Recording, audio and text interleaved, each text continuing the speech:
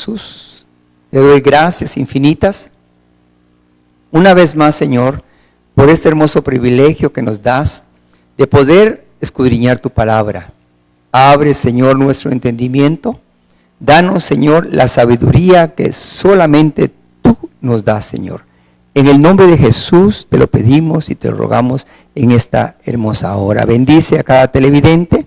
Señor, abre corazones, que tu palabra pueda fluir, Señor, como ríos de agua viva. En el nombre de Jesús.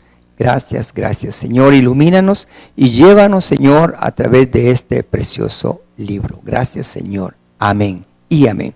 Hoy empezamos una vez más Apocalipsis, nuestro segundo estudio, y vamos a continuar lo que empezamos la semana pasada.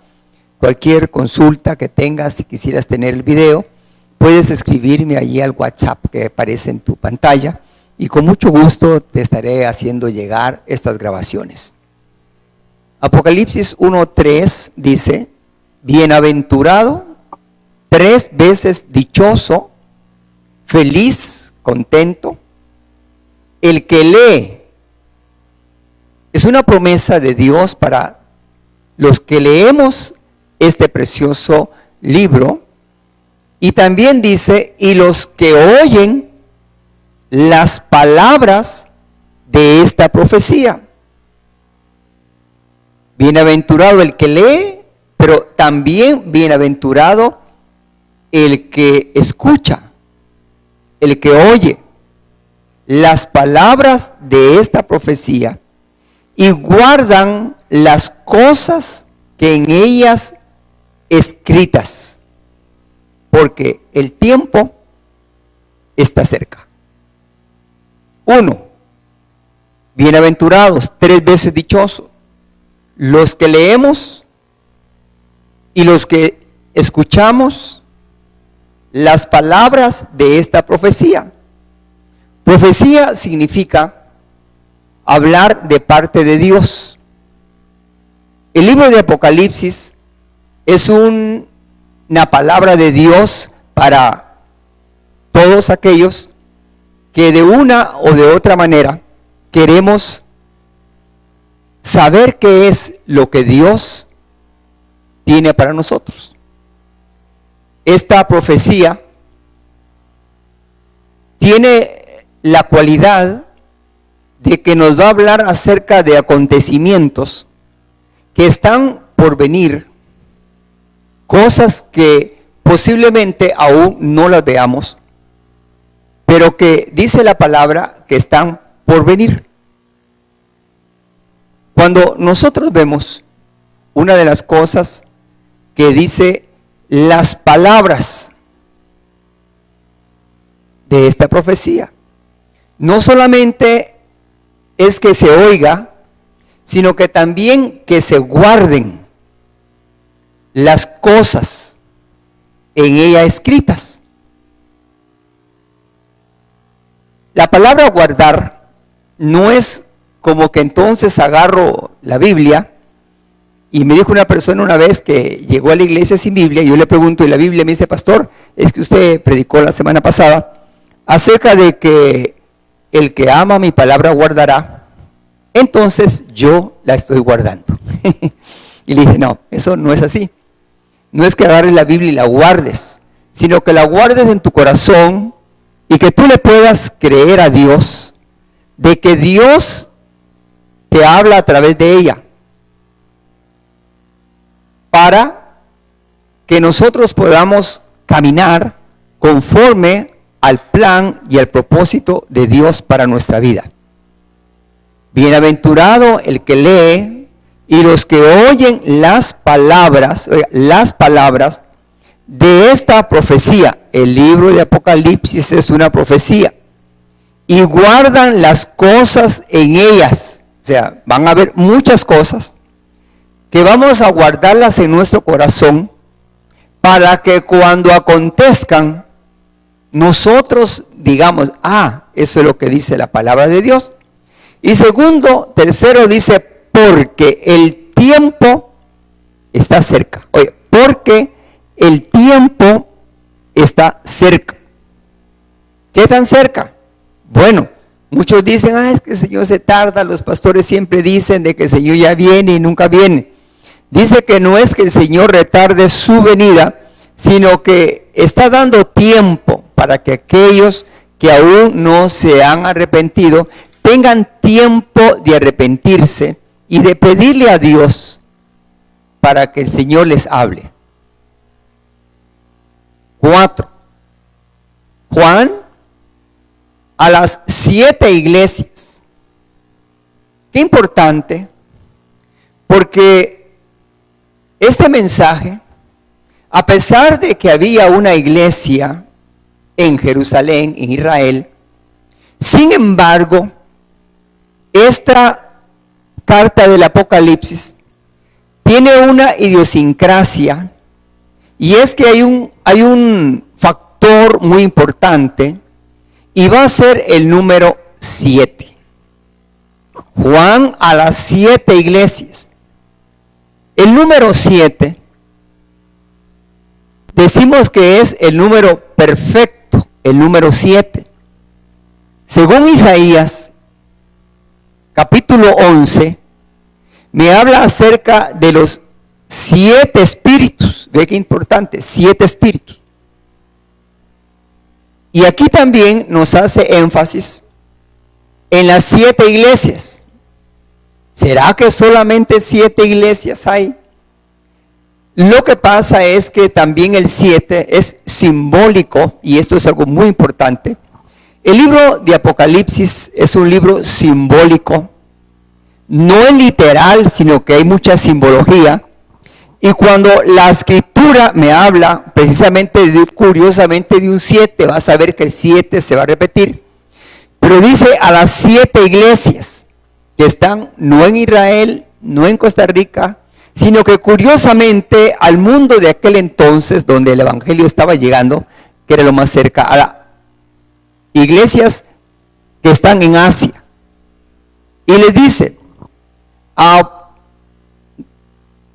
vosotros, del que es, ve qué importante, Juan a las 7 iglesias que están en Asia, gracia. Voy a repetirlo, gracia. ¿Qué significa la palabra gracia? La palabra gracia significa regalo que no merecemos. Hay una gracia de Dios y es la salvación. La salvación es un regalo de Dios. Nosotros no hacemos nada por salvarnos. ¿Por qué? Porque nuestro Señor Jesucristo ya pagó por nosotros el precio en la cruz de Calvario. ¿Qué hicimos para ser salvos? Nada. ¿Quién lo hizo? Lo hizo Jesús. A nosotros nos otorgan un regalo, y es la salvación. La salvación es un regalo de Dios, porque dice, de tal manera amó Dios al mundo, que dio a su Hijo unigénito, para que todo aquel que en Él crea no se pierda, mas tenga vida eterna. Pero me gusta la palabra gracia cuando dice que había una reina y había un enemigo que quería matar al pueblo de Israel. Entonces había una reina y el enemigo no sabía que esta reina era judía. Y él, como odiaba a un judío que estaba en la puerta, que se llamaba Mardoqueo, entonces a él le comienza a agarrar como cólera, chicha, porque cada vez que este hombre entraba, todo mundo le rendía 1000 tributos y le besaba la mano hasta los pies y todo. Y sin embargo, siempre se daba cuenta que Mardoqueo solo lo saludaba pero hasta ahí. Entonces le comenzó a caer mal, y tan mal que entonces se enteró que este Mardoqueo era judío. Entonces va con el rey y lo convence para hacer un edicto en el cual no solamente Mardoqueo, sino que todo aquel pueblo que representaba a Mardoqueo, que era judío, en un día murieran todos. Toma la decisión, pero él no sabía que la reina era judía. Entonces viene Mardoqueo, entra a hablar con la reina por medio de algunas personas, y entonces le manda un mensaje y le dice: reina, tienes que saber que hay un edicto que nuestro enemigo puso para que nos muriéramos todos los judíos, y el hecho de que tú estés en palacio no te va a eximir, porque tú también eres judía, y el edicto dice que todos los judíos, donde quiera que esté, deben de ser muertos. Entonces Mardoqueo le dice a la reina: intercede por nosotros. Entonces la reina dice lo siguiente: está bien, voy a interceder, pero quiero que ayunen por mí, que oren por mí. La oración y el ayuno son claves e importantes en la vida cristiana. La palabra dice: clama a mí, yo te responderé y te enseñaré cosas grandes y difíciles que tú no conoces. Ayunen por mí, dice. Yo voy a entrar con el rey, porque era premiante de que ya se iba a cumplir la fecha en la cual se tenía que cumplir este edicto.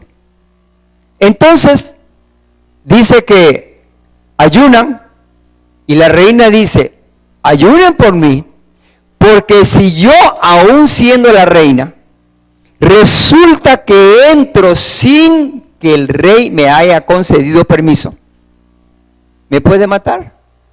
Nadie puede entrar con el rey nada más por entrar. Y voy a hacer una audiencia de emergencia. Entonces dice que después de haber ayunado, la reina entra. Y cuando la reina entra, el rey se queda con la boca abierta. Y lo primero que hace ante la belleza de la reina, dice que ella halló gracia. Oye, halló gracia delante del rey. Y cuando la ve, lo que hace el rey es sencillamente decirle: pídeme todo lo que quieras. Qué importante. Esa es la gracia. Hay una gracia salvadora y hay una gracia de caer bien. Ella, ante la gracia, cayó bien, y en lugar de que la mataran, lo que halló fue gracia, y le concedieron que pudiera hablar con el rey. Y aquel edicto que habían hecho para matar a todos los judíos también se quitó, y el que lo hizo fue ahorcado. Por eso dice aquí gracia. En el libro de Génesis también me habla de que la maldad de los hombres comenzó a multiplicarse y a multiplicarse.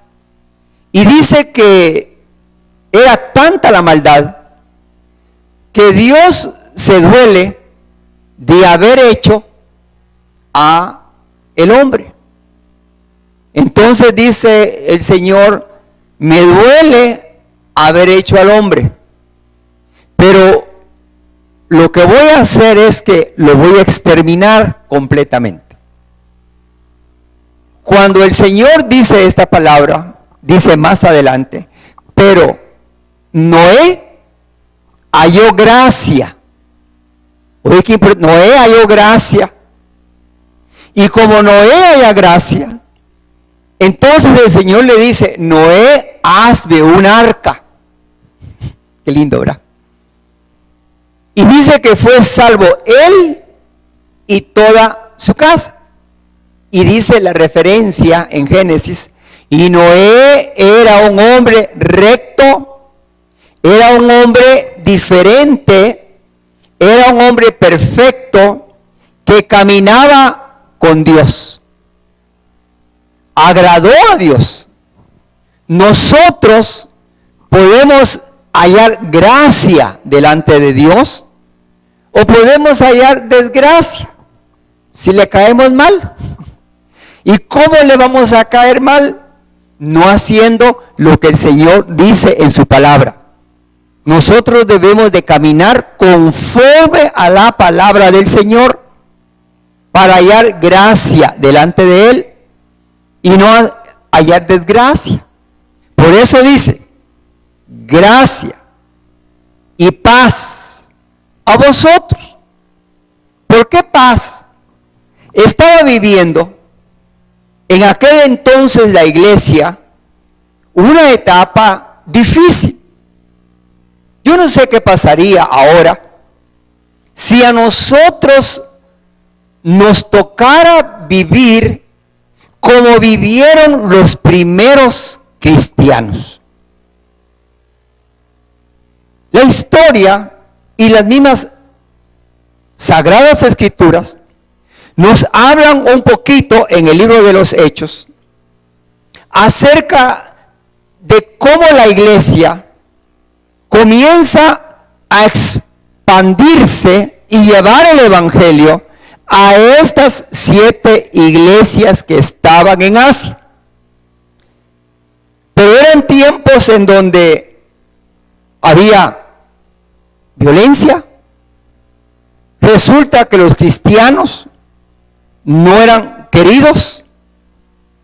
Y aún yo sé que has oído hablar de un personaje que se llamaba Saulo. Dice que Saulo era un hombre que creía que estaba agradando a Dios y comenzó a matar cristianos. Tremendo, ¿va? Comenzó a matar cristianos.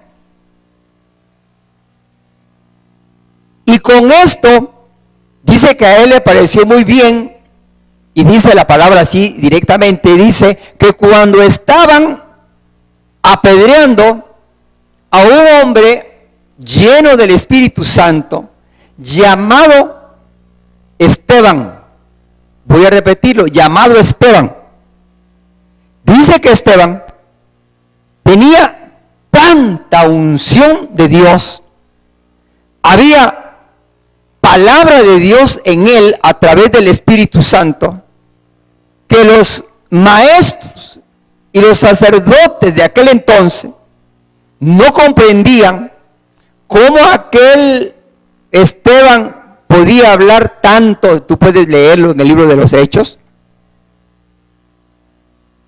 Y dice que comenzó a hablar Esteban, y te aconsejo que lo leas, Hechos, capítulo número 6, 7 por ahí. Y dice que era tanta la gracia, la unción de Dios, que salían palabras a través de su boca. Y en un momento, él hablando ante ellos, les dice: vosotros matasteis al Cristo. ¿Para qué se los dijo? Dice que tomaron piedras y lo comenzaron a tirar sobre Esteban y lo mataron. Lo mataron. Y dice que las vestiduras de él las pusieron a los pies de un hombre llamado Saulo, que después este hombre Saulo comienza a perseguir la iglesia, se vuelve en perseguidor y dice que iba a las casas, los agarraba del pelo y los metía a la cárcel. Hasta que un día el Señor en su misericordia se le revela a él. Pero el libro de Apocalipsis precisamente es de un apóstol, que es el apóstol Juan, que está no de vacaciones, sino que se encuentra preso a causa de la palabra de Dios. En aquel entonces, hablar de Cristo era sinónimo de muerte inmediata, y si no, los llevaban a las cárceles y los ponían para que los leones se los comieran. No para que jugaran, para que se los comieran. Yo me pregunto, ¿qué pasaría ahora si nos tocaría a nosotros vivir un evangelio como el que vivieron los primeros cristianos? Si hoy en día, ante cualquier cosita, ya no vamos a la iglesia, ¿qué hace frío? ¿Qué hace calor? ¿Qué incómodo? Alguien me dijo una oportunidad, pastor, quiero ir a su iglesia, pero ¿tiene parqueo? Y yo le digo, no tengo parqueo. Ay, qué lástima, pastor. Yo quería congregarme donde usted ministra, pero no tiene parqueo. Entonces, no pude dejar mi carro en la calle. Y no llegó, simplemente porque no había parqueo. O porque no hay dónde sentarse, o porque hace mucho calor, o porque hace mucho frío, porque bueno. Y en aquel entonces, aquellos cristianos primitivos, les tocó vivir momentos difíciles. Por eso es que está diciendo el apóstol Juan acá, porque él era también una persona que estaba preso a causa de la palabra del Señor. Y dice gracia y paz. ¿Por qué? Porque había persecución. Dios libre, hoy hubiera persecución sobre los cristianos. Si no habiendo persecución, algunas personas sacan el dedo y dicen, uy, parece que va a haber frío, no voy a ir a la iglesia. Hoy no, hoy va a llover, hoy no voy a ir a la iglesia. Hoy no, va a nevar, no voy a ir a la iglesia. Pero en ese entonces, lloviera, relampagueara, estaban matándolos, pero nadie podía detener ese evangelio. Yo quisiera que verdaderamente nosotros pudiéramos tener ese mismo concepto. Dice, gracia y paz a vosotros, porque había paz, pero oiga bien, él está diciendo paz, pero paz no significa no tener problemas, no estar en tribulación, no estar en dificultades. Cuando el Señor dijo, mi paz os dejo, mi paz os doy, muchas veces nosotros entendemos como que, bueno, me voy a ser cristiano, mis problemas se van a terminar, no voy a tener problemas, todo va a ser pura vida. Y cuando ya no es pura vida, salgo corriendo y entonces ya no vuelvo a la iglesia. Hay muchos que así lo hacen, lamentablemente, es una verdad, muchos así lo hacen. Están en la iglesia mientras todo está bien, pero cuando ya comienzan a venir problemas y circunstancias, lo que hacen es salir. Paz no significa que no hayan problemas, pero sí significa que en medio de los problemas, en medio de las dificultades, en medio de cualquier circunstancia por la cual tú te encuentres pasando, el Señor te va a dar las fuerzas para salir adelante. Por eso dice, mi paz os dejo, mi paz os doy, no como la da el mundo. El mundo ofrece paz mentirosa, pero la verdadera paz no es aquella de que entonces no hay problema, no, es algo interno, es esa tranquilidad, esa paz de parte de Dios para que tú puedas caminar en medio de las adversidades. Como dice el Señor, cuando pases por las aguas, no que no vas a pasar, cuando pases por las aguas, yo estaré contigo. Cuando pases por los ríos, ay, que el Señor me salte el río, que me cargue, no. Cuando pases por los ríos, esto dice, no te ahogarán. Ay, pero quisiera que se me pasara. Cuando pases por el fuego, No es que entonces no voy a pasar, posiblemente pasemos, pero la llama no arderá en nosotros, no nos va a quemar, vamos a pasar. ¿Cómo está eso? Isaías 43:2 dice: cuando pases por las aguas, yo estaré contigo. Cuando pases por los ríos, estos no te ahogarán. Cuando pases por las aguas, no te vas a ahogar, no vas a pasar. Cuando pases por el fuego, no te va a quemar, ni la llama arderá en ti, porque el Señor está con nosotros, gloria a Dios. Entonces, esa paz no es de que alguien me dijo una oportunidad, pastor, pero es que yo le pedí al Señor que me diera paz y lo que tengo es un montón de problemas. A través de los problemas aprendemos a tener paz para con Dios. Por eso dice Juan a las 7 iglesias que están en Asia: gracia, regalo inmerecido y paz. Apocalipsis 1:4. Y dice, del que es. Oye, qué importante. Cuando nosotros vamos a la escuela, nos enseñan los tiempos. Y los tiempos son pasado, presente y futuro. Pero ¿por qué aquí, a pesar de que hay 3 tiempos, dice del que es presente? No es, primero es presente.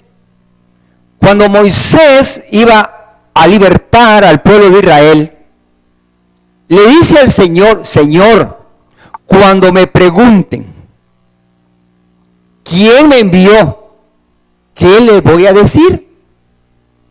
Y el Señor le dijo: muy fácil, tú le vas a decir: yo soy, fue el que me envió. Yo soy tu sanador, yo soy tu libertador, yo soy tu Dios, yo soy tu proveedor, yo soy tu escudo. No fui ni seré, porque el Señor habita en el presente.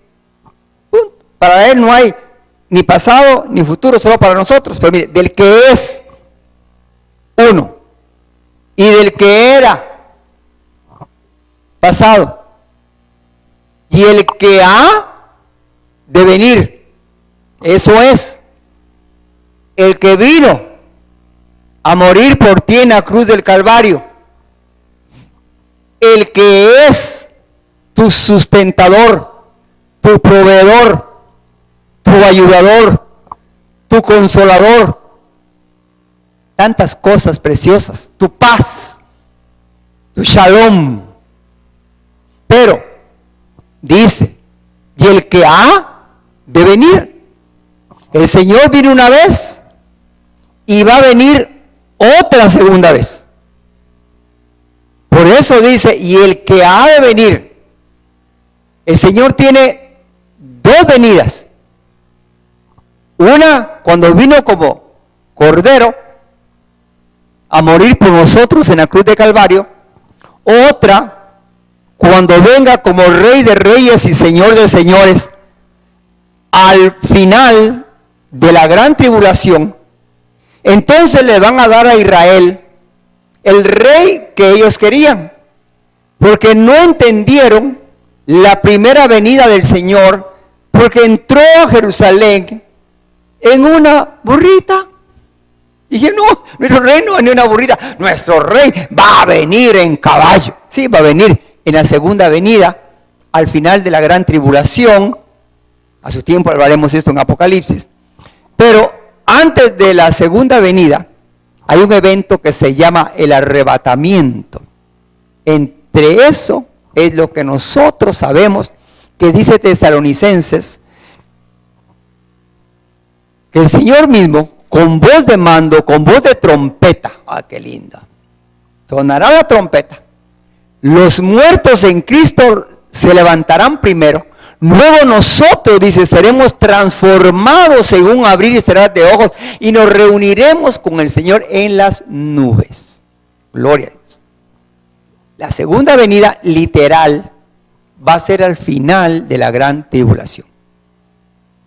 Bueno, el que era, el que ha de venir, tú puedes esperar la venida del Señor en las nubes o que vuelva otra vez literal a esta tierra.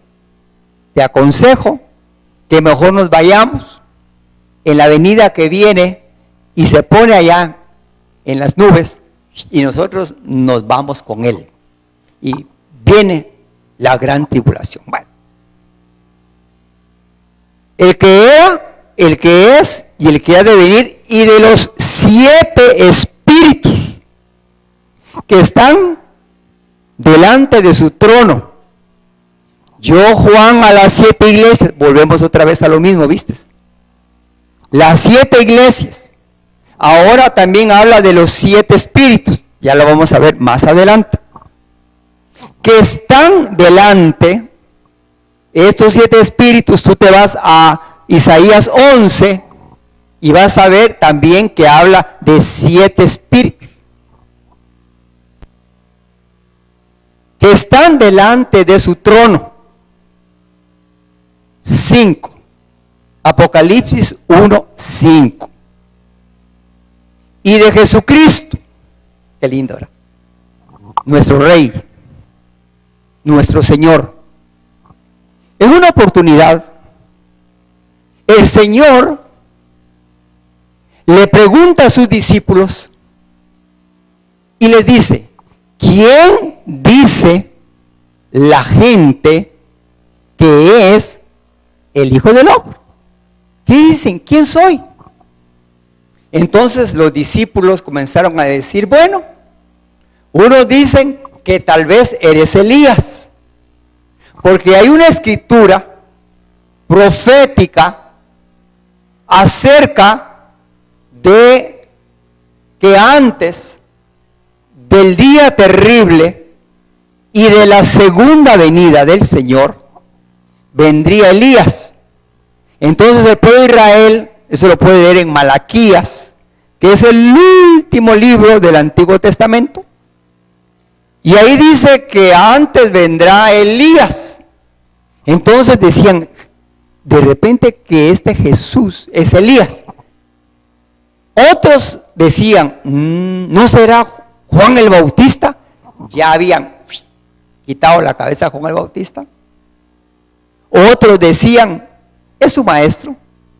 Y otros decían, momento, ¿qué tal si este que tenemos enfrente de nosotros es aquel profeta que según encontramos en la Torah, que son los libros del Antiguo Testamento, exclusivamente el Génesis, la Torah son los primeros 5 libros, donde el Señor le dice a Moisés, después le dice, yo enviaré un profeta semejante a Moisés. Entonces todo el mundo en Israel estaba esperando la venida de un profeta y le preguntaban a Jesús, ¿tú eres ese profeta?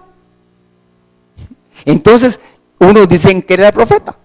De hecho, hay unos que creen que Jesús es su maestro y le ponen hasta un turbantito por ahí. Y dicen que Jesús se fue allá a la India y se reunió con los grandes maestros allá del Tíbet y que fue a aprender, y lo ponen con una ropita así del color de esos maestros. Es cierto, Jesús fue maestro, es maestro, enseñó, pero nunca fue allá a aprender. Él no necesitaba eso. Según la palabra del Señor, decía que tú me preguntabas a mí. De hecho, quiero aprovechar, si algo que digo tal vez no queda claro o no me explico bien, ahí está mi número de WhatsApp, donde quiera que tú estés, en la China, en la Chinchina, donde quiera que te encuentres en Estados Unidos, ahí está mi número de WhatsApp. Solo le agregas 506, que es el código de Costa Rica, y me puedes hacer una pregunta, si tú quieres.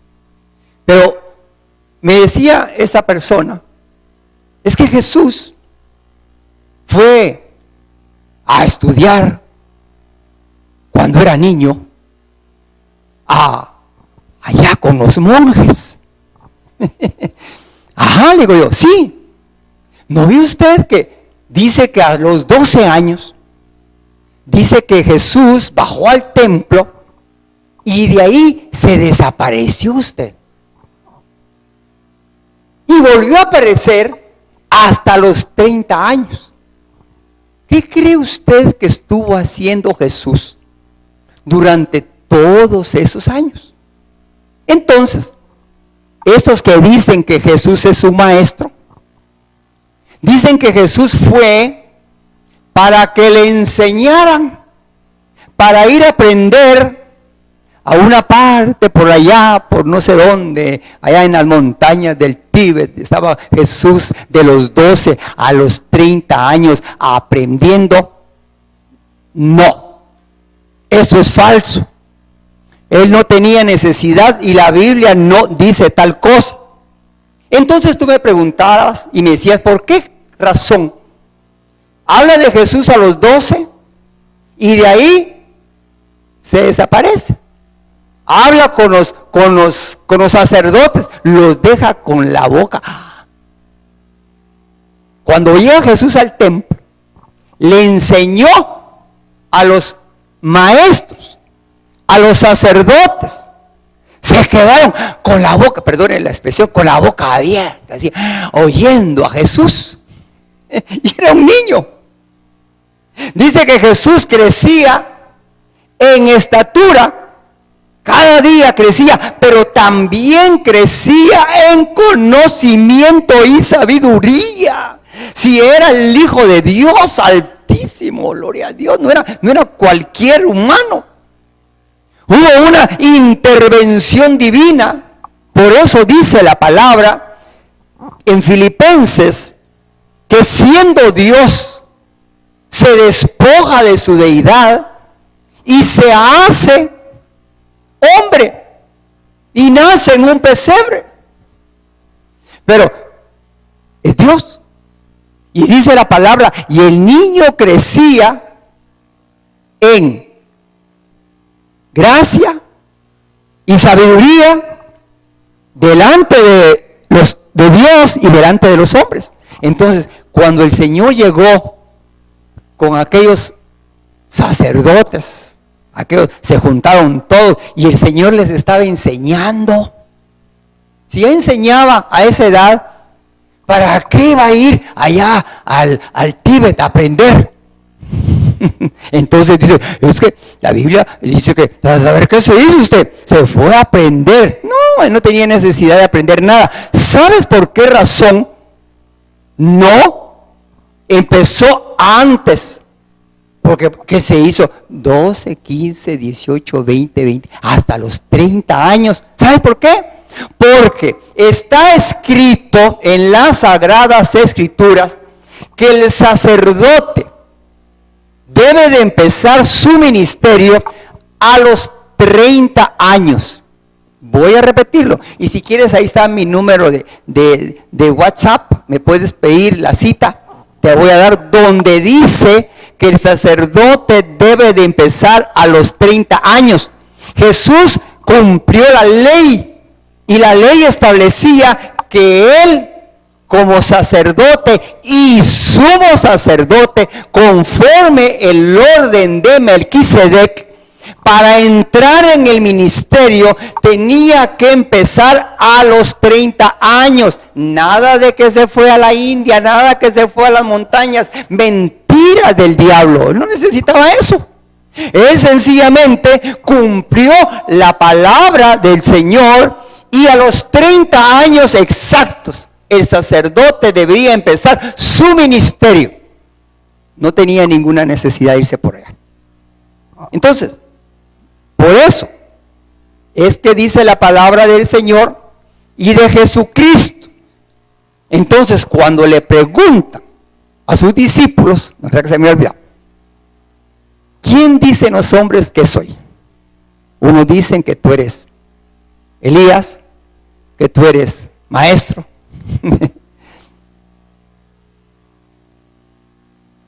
Juan el Bautista, el Señor oye lo que la gente dice y te quiero preguntar a ti, ¿tú qué dices de Jesús? ¿Quién es Jesús para ti? Si el Señor le preguntó a sus discípulos qué decía la gente, pero si en esta hora yo te pregunto a ti y yo te digo, tú que me estás viendo, no sé, en Venezuela, en Estados Unidos, en Guatemala, en Costa Rica, allá por Guapiles, en una montaña, porque Dios nos permite a través de internet llegar allá a Guapiles, llegar allá a Limón, llegar allá a Nicaragua, llegar a Guatemala, llegar a Estados Unidos, llegar a Venezuela, llegar a muchos países.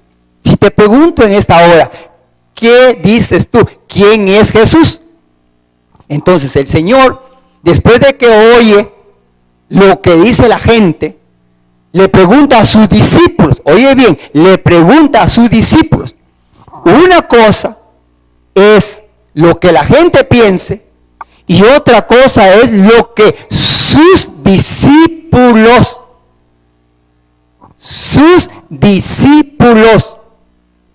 ¿qué es un discípulo? Alguien dice, yo soy cristiano. Ajá, ¿y por qué? Porque yo voy a una iglesia. ¿Y qué haces? Me siento todos los domingos, oigo un mensajito, salgo de la iglesia, sigo viviendo igual. Eso no es el evangelio. La Biblia dice, id y haced discípulos. Entonces tú me preguntabas por el WhatsApp y me decías, pastor, ¿qué es un discípulo? Bueno, primero, un discípulo, aunque ahora ya no nos queda muy claro, porque la palabra discípulo, y tú lo sabes, el español tiene muchas palabras que caen en arcaísmos. Voy a repetirlo, arcaísmos. ¿Qué es eso?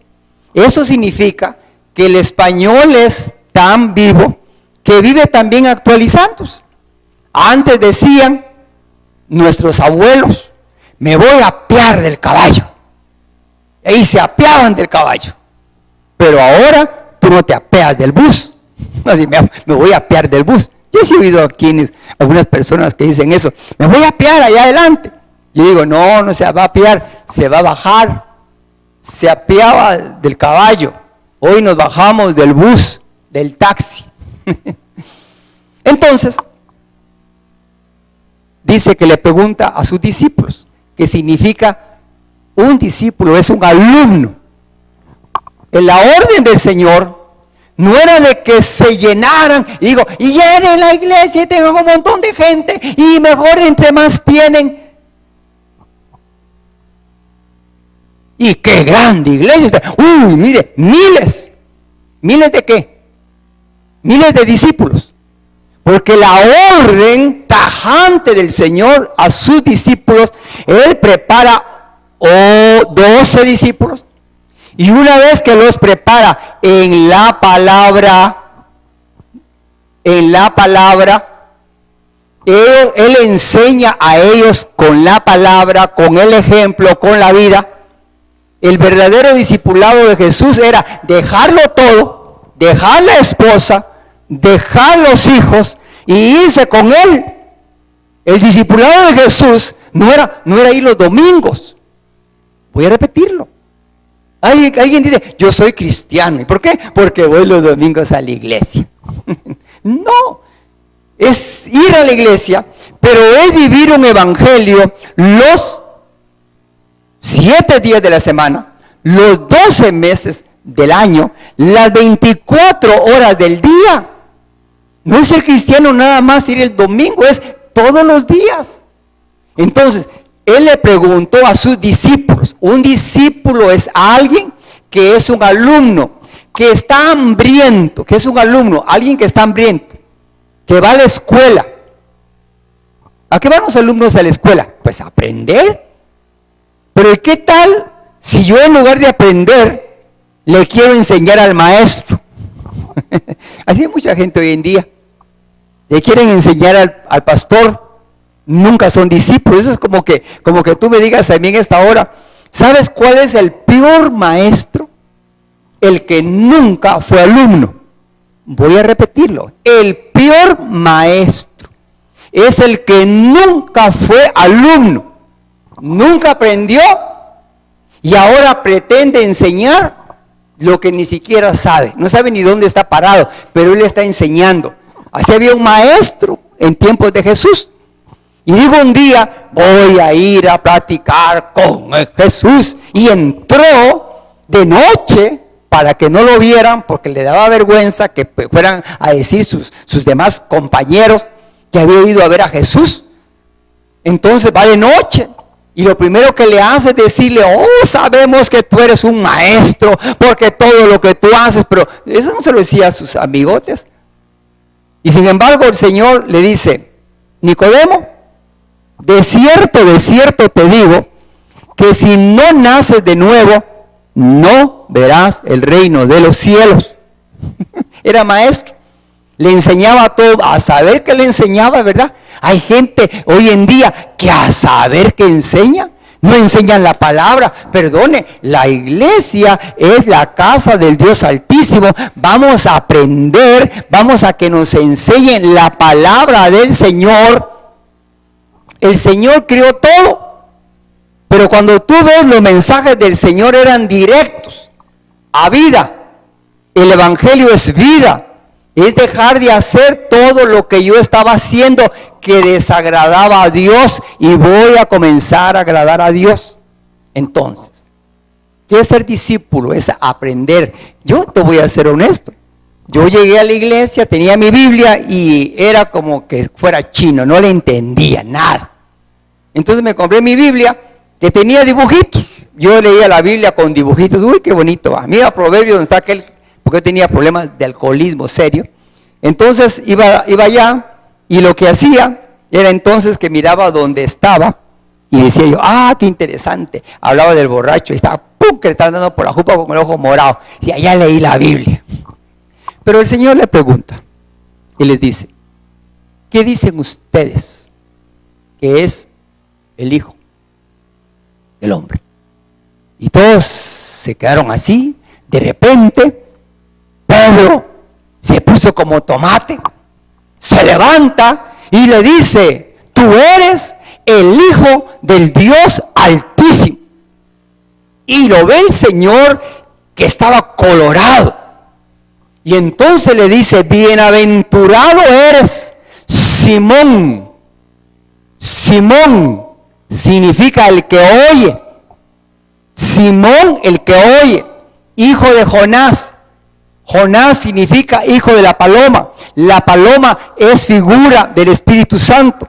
Y él dice, tú que oyes por el Espíritu Santo, esto no te lo reveló carne ni sangre, sino mi Padre que está en los cielos. Aleluya. Pero ¿qué dijo? Tú eres el Hijo del Dios Altísimo. Los demás decían que era un maestro, que era Elías, pero la revelación, qué importante. La revelación es clave. Y de Jesucristo, el testigo fiel, el único testigo fiel y verdadero es Jesucristo. Porque Jesucristo conoce al Padre. Él estaba con él allá arriba. Es más, cuando dice, hagamos al hombre a imagen y semejanza, estaba Jesús ahí. Y si no, lee el Evangelio de San Juan. Y en el Evangelio de San Juan dice, en el principio era el verbo era con Dios, estaba con Dios, y el verbo era Dios. Qué lindo, ¿va? Y dice más adelante, y todas las cosas fueron creadas por Él. O sea, Jesús crió y estuvo con el Padre. Entonces, el único testigo, porque para ser testigo, bueno, hay testigos falsos, ¿verdad? Yo lo veo aquí, y a veces dicen, lleven un par de testigos, páguenle a un par de testigos. No, un testigo es alguien verdadero, que vio. Entonces yo tengo que ser un verdadero testigo. El verdadero testigo del Padre es Jesucristo. Nosotros somos testigos de Jesucristo. ¿Por qué? Porque Él me cambió, me transformó y me hizo una nueva criatura. Y vamos a dejarlo aquí por causa del tiempo. Apocalipsis 1:5, no sé cuánto tiempo nos va a dar, no importa. Dios nos va a dar el tiempo. Yo quiero que cierres en esta hora tus ojos ahí y le digamos gracias. Donde quiera que te encuentres, en cualquier lugar de Costa Rica, en cualquier provincia, en cualquier rincón, en cualquier país, el tiempo está cerca. Si aún no le has abierto tu corazón a Jesús, ábrele y dile en esta hora: Señor Jesús, quiero vivir un evangelio como el del principio. Señor Jesús, no quiero ser nada más un miembro más que entra y sale. Quiero ser un verdadero discípulo. Señor, enséñame en la palabra. Pon pastores que me capaciten por amor de tu nombre. En el nombre de Jesús. Si no eres cristiano y no le has abierto tu corazón, dile: Señor, en esta hora yo te entrego mi corazón. Y quiero, Señor, que me perdones de mis pecados y que me hagas una nueva criatura. Que el Señor te bendiga, que el Señor te guarde, que el Señor haga resplandecer su rostro sobre ti. Nos vemos Dios primero el próximo miércoles de 5 a 6 de la tarde y vamos a continuar con comentarios del Apocalipsis. Que Dios te bendiga, que Dios te guarde y Dios haga resplandecer su rostro sobre ti y tenga de ti misericordia. Amén y amén. Gracias.